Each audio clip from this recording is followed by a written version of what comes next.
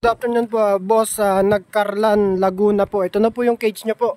Na ang sukat po niyan 4x6x5.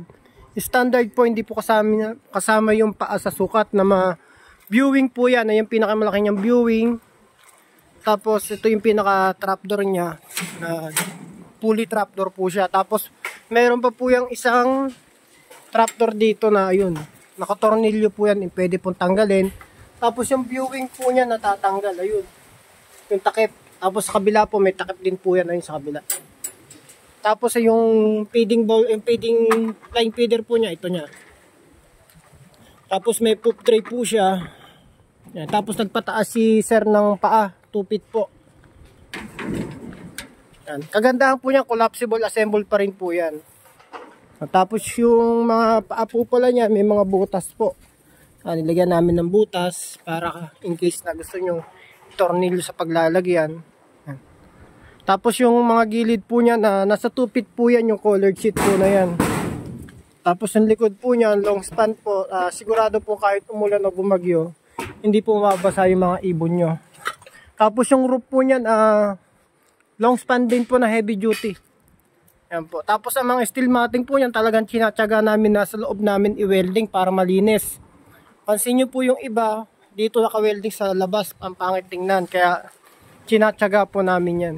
Pasok po tayo sa loob. Yan. Tapos yung lock po niyan, naka-double po, double lock. Ayan, isa. Tapos meron po siyang pinakabutas.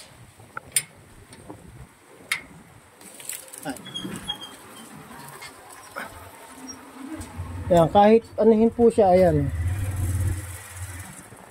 Ayan. Halos di po bumayok. Tapos meron po siyang 18 butas po.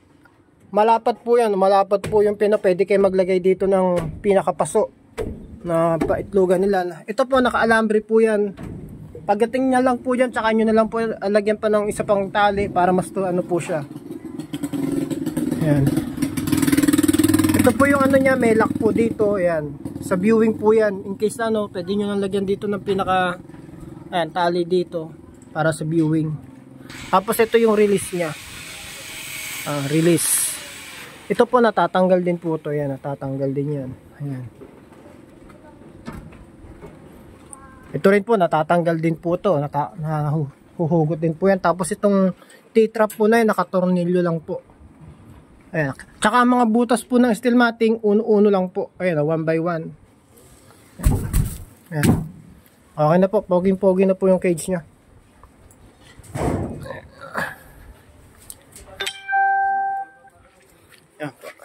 Sa mga wala pong, kumbaga, hindi naman po sa ano, kumbaga, wala pa po kayong tiwala sa amin, pwede po kayo mag-visit sa shop namin.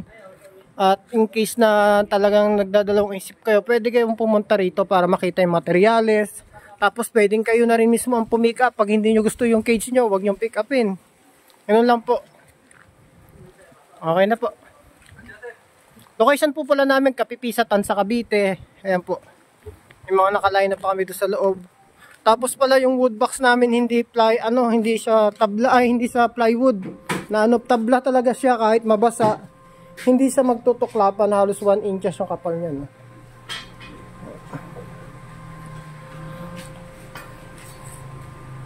Kasi bonog po.